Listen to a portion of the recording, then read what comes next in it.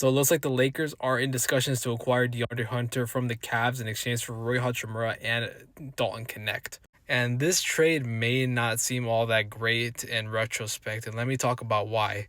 At first, you may think of DeAndre Hunter as a upgraded Rui Hachimura that can actually defend, but when you look at the counting stats really closely, DeAndre Hunter really just guards bigger players. He's kind of like Rui Hachimura, just a better defender in the post, and he's a really bad 3-point shooter this year. He's down to 31%, rounding up to get there for the season. So if you're trading for Rui Hachimura, who's one of the best, probably the best stretch forward in the league, you are going to get a downgrade from the 3-point line. Just have that in mind when you're trading for him.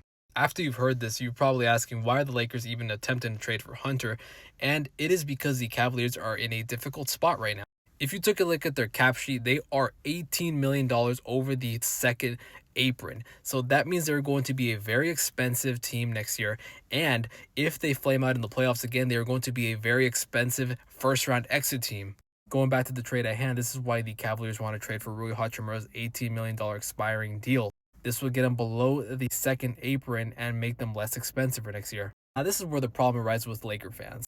Because if you're going to be doing this deal, you better be getting paid very good assets from the Cavaliers. You are not just going to trade for DeAndre Hunter, who's clearly a worse version of Rui, I guess a better defender, and get nothing back, because you are going to get actively worse if you trade for DeAndre Hunter, in my opinion.